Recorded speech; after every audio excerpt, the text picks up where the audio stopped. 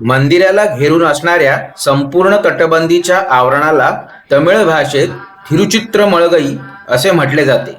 ह्या तटबंदीच्या आतील बाजूने संपूर्ण आयताकृती भिंतींना मंडपाची रचना करून अग्रशळांची निर्मिती करण्यात आलेली आहे. तळमजला अधिक पहिला मजला अशी मूळ रचना होती, पण सततच्या बाह्य परकीय आक्रमणांमुळे जवळपास सर्वच पहिला मजला नष्ट झालेला आहे. संपूर्ण तटबंदीचे काम राजराजा चोळ यांच्या सैन्याचे सेनापती कृष्णन रमन यांच्या देणगीतून झाल्याचे आपल्याला येथील विस्तृत तमिळ शिलालेखातून समजते. थिरुचित्रमळगईमध्ये भाविकांच्या राहण्याची सोय होत असे. त्याचसोबत यामधील विविध मंडपांमध्ये 36 लहान मोठ्या दैवतांची छोटी छोटी देवस्थाने आहेत, ज्यांना राजराजेश्वरम देवाचे परिवारालय म्हटले जाते. आज मात्र ही बहुतेक देवालये परकीय आक्रमणात नष्ट झाली आहेत किंवा मूर्ती वाचवण्यासाठी स्थानांतरित केल्या गेलेल्या आहेत. पण काही भागात मात्र आपल्याला काही मूळ मूर्ती छोट्या मंदिरांच्या स्वरूपात पाहायला मिळतात. ह्या देवतांमध्ये ईशान, निवृत्ती, अग्नी अशी अष्टदिग्पाल देवता होत्या. ब्राह्मी, वाराही, कौमारी अशा सप्तमातृका होत्या. आज मात्र आपण ह्यापैकी वाराही देवीचे मंदिर पाहू शकतो. संपूर्ण तटबंदी फिरून आपण परत राजराजन थिरुवासल म्हणजेच बृहदेश्वरापाशी प्रदक्षिणा पूर्ण करतो. येथून मंदिराकडे जाताना प्रथम अतिशय भव्य असा नंदी मंडप लागतो. हा अतिभव्य नंदी अतिशय बारीक कोरीव कामाने नटला आहे. पण हा मूळचा नंदी नसून 15व्या-16व्या शतकातील तंजावर नायकांनी स्थापन केलेला नवीन नंदी आहे. मूळचा नंदी थिरुचित्रमळगईमध्ये हलवण्यात आलेला आहे. वराही देवीच्या मंदिराजवळ आपण हा नंदी पाहू शकतो. पण नंदी मंडपातील भव्य नवीन नंदी मात्र बेजोड आहे. एका अखंड पाषाणातून ह्या 25 टनी नंदीची निर्मिती करण्यात आलेली आहे.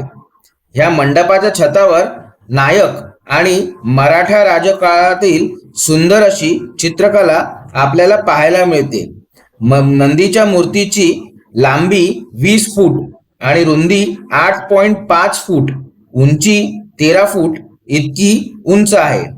ही नंदीची मूर्ती भारतातील दुसऱ्या क्रमांकाची एकपाषाणीय नंदीची मूर्ती मानली जाते. भगवान महादेवाच्या या मुख्य गणाची देखील मनोभावी भक्ती केली जाते. विविध सणांच्या दिवशी त्याला दुधाने, चंदनाच्या पाण्याने अभिषेक केला जातो. दररोज नवीन वस्त्र नेसवून त्याची सेवा केली जाते. खास सण जसे की महाशिवरात्री आदी दिवशी ह्या नंदीची अतिशय सुंदर सजावट देखील केली जाते. ही सजावट पाहण्याजोगी असते. हिंदू मंदिर वास्तुशास्त्राप्रमाणे मुख्य देवतेच्या वाहना शेजारीच देवतेच्या विजयध्वजाची स्थापना केली जाते. त्याचप्रमाणे आपण बृहदेश्वर मंदिरात देखील नंदी महाराजांसमोर ध्वजस्तंभ पाहू शकतो. हा भव्य प्राचीन स्तंभ आतून लाकडी व बाहेरून तांबे आणि पितळ या धातूंच्या आवरणाने मढवून काढलेला आहे. मुख्य मंडपाच्या समोरच पूर्वेला सूर्यनारायणाच्या साक्षीने हा ध्वजस्तंभ महादेवाच्या अजयतेची जणू द्वाही फिरवत अभिमानाने चोळ राजांच्या काळापासून उभा आहे.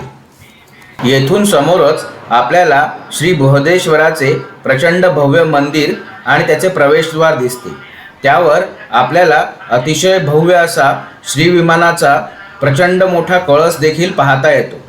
श्रीविमानाबद्दल एक श्रद्धा प्रचलित आहे की हे शिखर अशा खुबीने बांधले आहे की त्याची सावली पडत नाही. पण हे मात्र खरे नसून त्याची सावली पडते.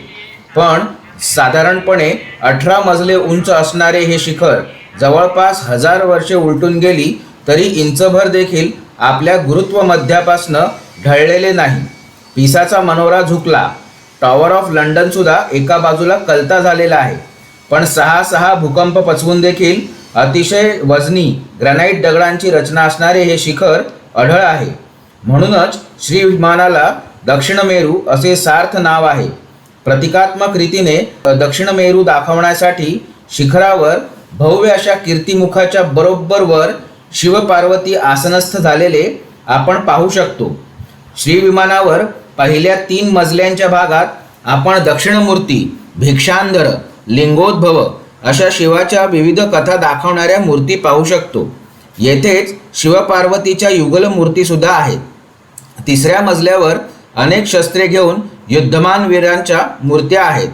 श्री विमानाच्या पूर्व दिशेला शिवपार्वतीचे अतिशय भव्य प्रचंड शिल्प असून त्या शिल्पातून भगवान शिवशंकर, माता पार्वती, पुत्र कार्तिकेय व गणपती अशी सुंदर रचना जणू काही कैलासावर स्थानापन्न झालेली आहे असे दाखवण्यात आलेले आहे. श्री विमानाच्या 3ऱ्या ते 5व्या थरावर पूर्व दिशेला हे अतिशय सुंदर शिल्प पाहायला मिळते व त्या काळच्या स्थपतींची दाद द्यावीशी वाटते. अशा रीतीने नंदी महाराजांचे दर्शन घेऊन ध्वजस्तंभाची माहिती घेऊन आम्ही मंदिराच्या मुख्य प्रवेशद्वाराकडे वळलो. नंदी महाराजांच्या नंदी मंडपापासून मंदिराचा हा जो प्रवेश आहे तो फारच जवळ आहे. साधारण 6.5 ते 7 फूट उंच अशा दगडी जोत्यावर म्हणजेच पायावर, त्याला संस्कृतमध्ये पीठम असे म्हणतात, ह्या पीठावर चढून आल्यावर आपला मंदिराच्या मुखमंडपामध्ये प्रवेश होतो. येथून अंतर्गत मंडपांची रचना दिसू लागते. मुखमंडपामध्ये श्री भगवान शंकराच्या उजव्या हाताला आणि आपल्या डाव्या बाजूला श्री गणपती आणि गणपतीच्या बाजूला अतिशय भव्य असा द्वारपाल यांची स्थापना केलेली आपण पाहू शकतो. श्री गणपतीच्या बाजूलाच मंदिराचे महाद्वार असून येथून आपल्याला अंतर्गत रचना पाहता येते. महाद्वाराच्या उजव्या बाजूला म्हणजेच भगवान शिवशंकराच्या डाव्या बाजूला आपल्याला माता पार्वतीची मूर्ती प्रस्थापित केली गेलेली दिसते. तिच्या समोरच भगवान शिवाचा मुख्य गण भैरव ह्याची ब्रॉन्झ धातूत घडवली गेलेली एक प्राचीन मूर्ती आपण पाहू शकतो. ही मूर्ती राजराजा चोळ यांच्या वेळेपासनं येथे अस्तित्वात आहे. ही अतिशय दुर्मिळ ब्रॉन्झ धातूतली मूर्ती असून इतिहासाचा एक अमूल्य ठेवा आहे. येथून आता मुखमंडप पाहून आपण मंदिराच्या अंतर्गत भागात प्रवेश करणार आहोत. मंदिराच्या पायऱ्यांपासून पुढे मुखमंडप, मग वाद्यमंडप, त्यापुढे स्थापना मंडप, सर्वात पुढे महामंडप आणि अंतराळ मंडप आणि सगळ्यात शेवटी गर्भगृह अशी मंदिराची अंतर्गत रचना आहे. पण येथे चित्रीकरणास परवानगी नसल्यामुळे हे अप्रतिम दगडी सौंदर्य आम्ही तुम्हाला दाखवू शकलो नाही. पण प्रत्येक जिज्ञासू व डोळसपणे महादेवाचे भक्त असणाऱ्या आपल्या प्रत्येक इतिहासप्रेमी रसिक प्रेक्षकांसाठी गर्भगृहाची शास्त्रीय माहिती आम्ही पुढे सादर करत आहोत. ही माहिती समजून नक्कीच आपल्या प्राचीन ज्ञानी लोकांनी किती विचारपूर्वक हे मंदिर उभारले आहे हे पाहून तुम्हाला आश्चर्य वाटल्याखेरीज राहणार नाही. मंदिराचे गर्भगृह 30 चौरस मीटरचे आहे. या गर्भगृहाचे वैशिष्ट्य म्हणजे या चौरसाच्या बाजूच्या भिंतींमध्ये प्रदक्षिणा मार्ग ठेवला आहे. या प्रदक्षिणा मार्गात प्राचीन चोळकालीन चित्रकला म्हणजेच म्युरल्स पाहायला मिळतात. पण ह्या अमूल्य वारशाच्या सुरक्षेच्या दृष्टीने ह्या अंतर्गत प्रदक्षिणा मार्गात सध्या सामान्य लोकांना जाण्यास बंदी आहे. ह्याच मार्गामध्ये राजराजा चोळ व त्यांच्या गुरूंचे तथाकथित चित्र सापडले असा दावा केला जातो. ह्या प्रदक्षिणा मार्गाच्या वर देखील एक मजला आहे. गर्भगृहाच्या बरोबर वरती उंचच उंच असं शिखर किंवा श्रीविमान आहे. गर्भगृहाच्या मधोमध देवादिदेव महादेव यांचे पवित्र शिवलिंग असून त्याच्यावर संपूर्ण श्रीविमान आतून पोकळ अशा रीतीने उभारण्यात आलेले आहे. हे श्री शिवाचे भव्य शिवलिंग फारच विशाल असून त्याच्यामुळेच ह्या मंदिराला थांजई पेरुडियार कोविळ म्हणजेच थंजावरचे मोठे मंदिर असे म्हटले जाते. आपल्या प्राचीन विद्वानांनी आदितत्व देवादिदेव महादेवाची उपासना पद्धती किती सूक्ष्म अभ्यासाअंती तयार केली होती, त्याचा किती शास्त्रीय अभ्यास केला होता हे जाणून घ्यायचे असेल तर निश्चितच आपण बृहदेश्वराच्या शिवलिंगाचा अभ्यास करायला हवा. आपल्या आराध्य दैवताच्या आराधनेसाठी किती सूक्ष्म शास्त्रीय अभ्यास केला जात असे ह्याचे आदर्श उदाहरण म्हणजे बृहदेश्वराचे शिवलिंग होय. बृहदेश्वराचे शिवलिंग ही एक अद्भुत रचना आहे. 5 फुटांच्या जाड प्लॅटफॉर्मवर म्हणजेच 5 फुटांच्या जाड पिठाच्या दगडी पायावर ह्या शिवस्वरूपाची स्थापना केली गेली आहे. ह्याला ब्रह्मपीठ असे म्हटले जाते. बृहदेश्वराच्या शिवलिंगाच्या या ब्रह्मपीठावर इतर शिवलिंगाप्रमाणे गोलाकार भाग नाहीये. हा भाग अष्टकोनाकृती असून त्या अष्टकोनाकृती आकाराच्या आतमध्ये गोलाकार तयार करण्यात आला आहे. ह्या विशिष्ट रचनेला विष्णुपीठ असे म्हटले जाते.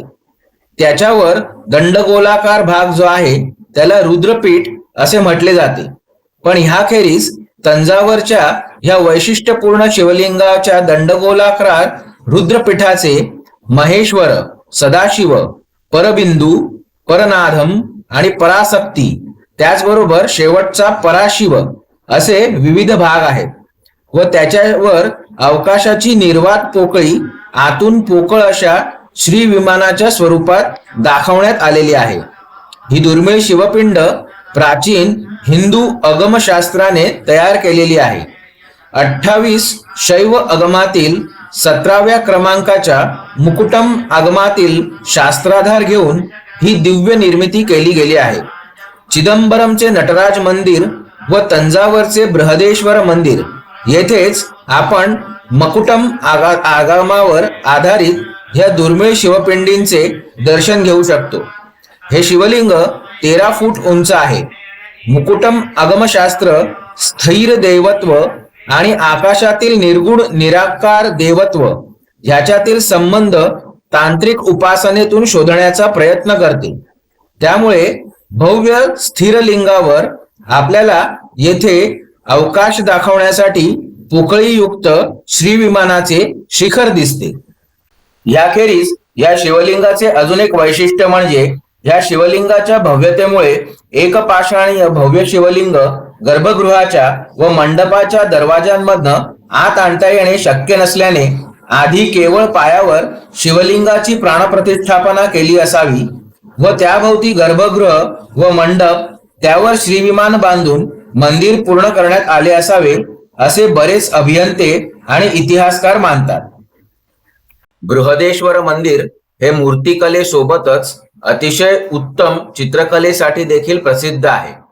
1000 वर्षांच्या दीर्घ कालखंडात येथे विविध राजसत्तांनी त्यांच्या काळात विविध चित्रांची भर घातली.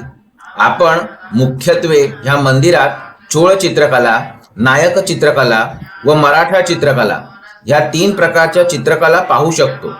ह्यापैकी नायक राजांच्या व मराठा राजांच्या काळची चित्रे मंदिराच्या प्रांगणामध्ये अतिशय सोप्या रीतीने पाहता येतात. पण चोळ कालखंडातील चित्रे मात्र मंदिराच्या अंतर्गत भागात व गर्भगृहात असल्याने आम्ही तुम्हाला दाखवू शकत नाही, कारण आतील भागात चित्रीकरणास मनाई आहे.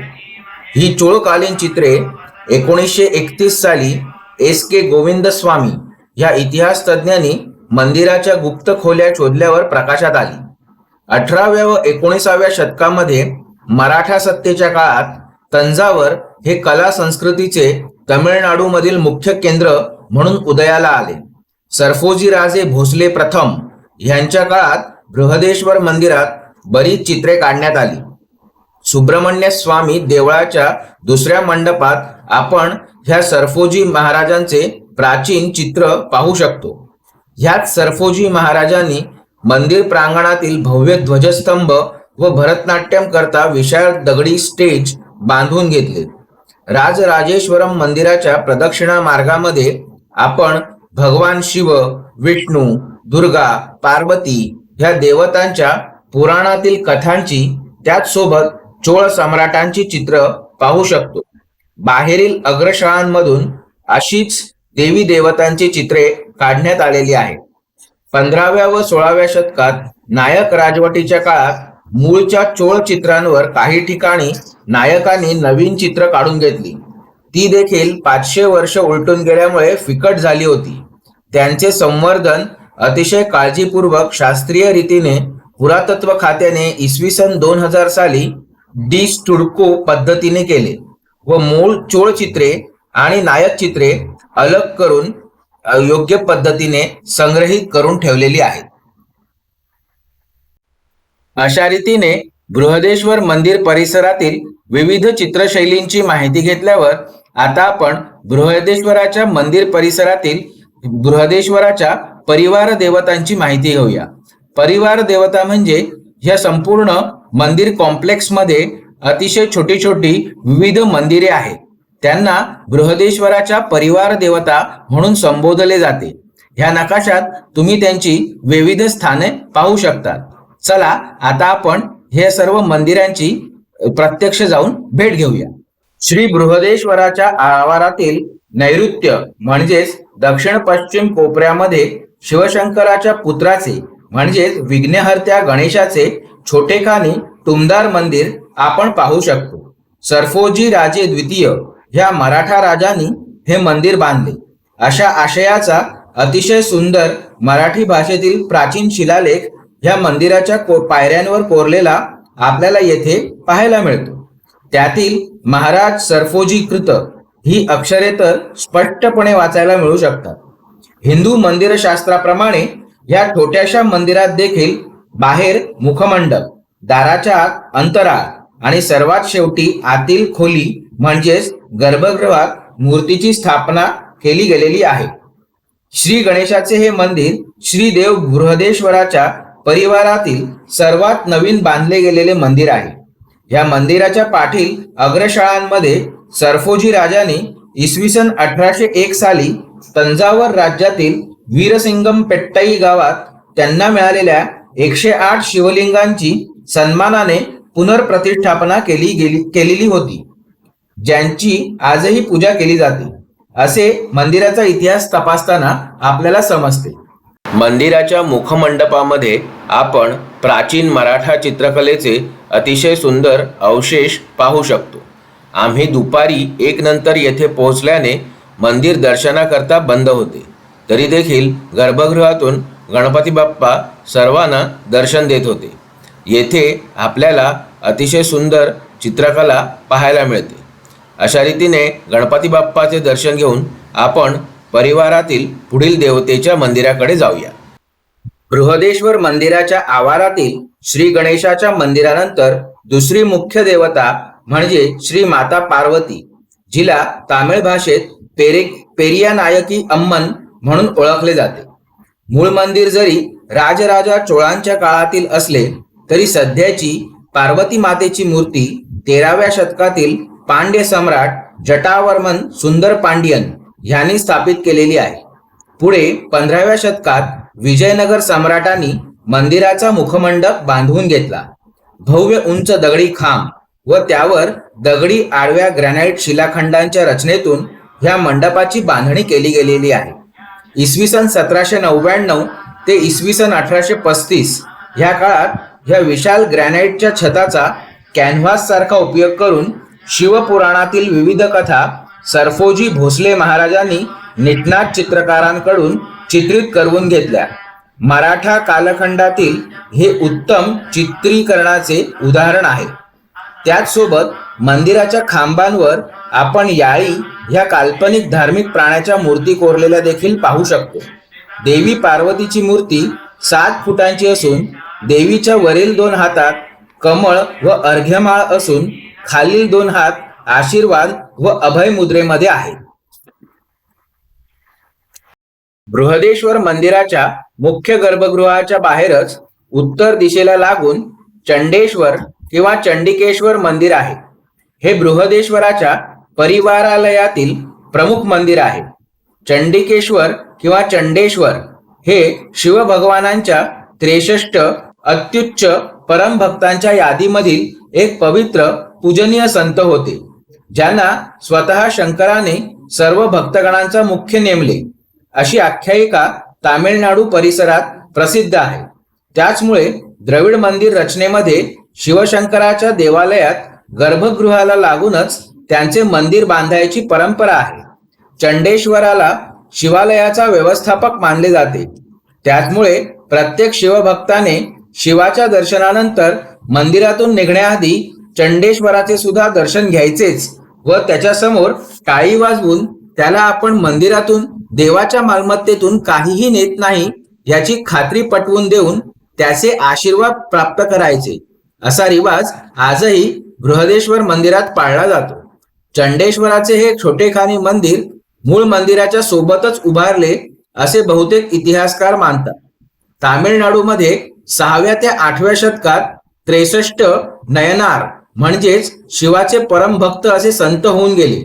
चंडेश्वर हे त्या 63 नयनारांच्या संत परंपरेतील एक महत्वाचे संत होते. ह्या छोट्या मंदिराचे अजून एक वैशिष्ट्य म्हणजे बृहदेश्वराच्या श्रीविमानाची जणू प्रतिकृतीच भासावी असे ह्या मंदिराचे शिखर आहे. प्रचंड अजस्त्र श्रीविमानाची सुबक आणि लहानशी जशीच्या तशी प्रतिकृती आपण चंडेश्वर मंदिरावर पाहू शकतो. श्री भगवान महादेव बृहदेश्वराच्या परिवारालयातील वायव्य म्हणजेच उत्तर पश्चिम कोपऱ्यात असणाऱ्या या सुब्रमण्यम मंदिराचे अतिशय सुंदर वर्णन संत अरुणगिरी नाथार यांनी त्यांच्या 3 तमिळ कवितांतून केलेले आहे असे तंजावरचा इतिहास पाहताना आपल्याला समजते. तंजावर नायकांच्या काळात हे सुब्रमण्यम मंदिर सुमारे 45 फुटी दगडी जोत्यावर 15व्या किंवा 16व्या शतकात बांधण्यात आले असावे असे बहुतेक इतिहासकार मानतात. गर्भगृहामध्ये आपण 6 मुखांचे श्री सुब्रमण्यम स्वामी म्हणजेच श्री भगवान कार्तिकेयांचे दर्शन घेऊ शकतो. ही 6 मुखी दुर्मिळ मूर्ती सुखासनात मोरावर आरूढ झाली असून एकाच पाषाणात घडवलेली आहे. मूर्तीच्या दोन्ही बाजूला कार्तिकेय भगवानांच्या पत्नी वल्ली व देवसेना यांच्या देखील मूर्ती आहेत. उत्तर भारतात जरी कार्तिकेय स्वामींना ब्रह्मचारी मानले तरी दक्षिणेत मात्र त्यांच्या पत्नी असल्याचे मानले जाते. हे मंदिर दगडावरील कोरीव कामाचा एक अतिशय सुंदर नमुना मानले जाते. याच्या कोरीव कामाची नजाकत वाखाणण्याजोगी आहे.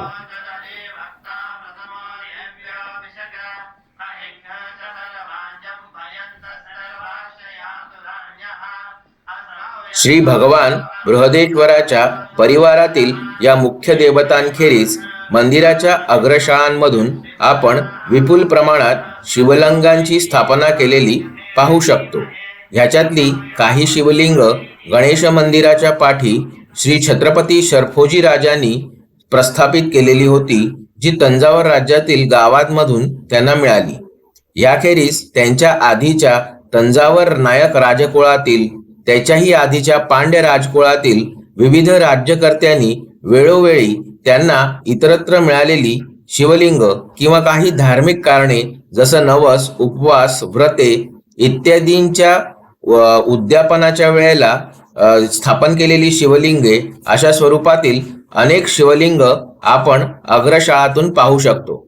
ह्या अग्रशाळांना शिवलिंगांच्या पाठी नंतर मराठा राजसत्तेच्या काळात शोभिवंत करण्यासाठी विविध प्रकारचं चित्रकलेचं काम देखील येथे केलेलं आहे आणि शिवलिंगांचा अतिशय योग्य रीतीने सन्मान आणि जपणूक केलेली आपल्याला पाहायला मिळते.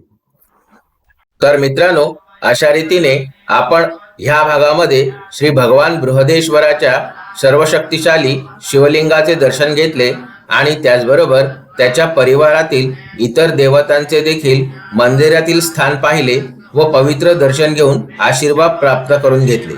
पुढील भागात आपण श्री भगवान बृहदेश्वराचे हे अतिशय भव्य मंदिर कसे बांधले गेले त्याचे वास्तुशास्त्रीय बारकावे पाहणार आहोत. त्याचबरोबर चोळ, पांड्य, मराठे अशा विविध राजसत्तांच्या काळातील थोडक्यात इतिहास देखील पाहणार आहोत.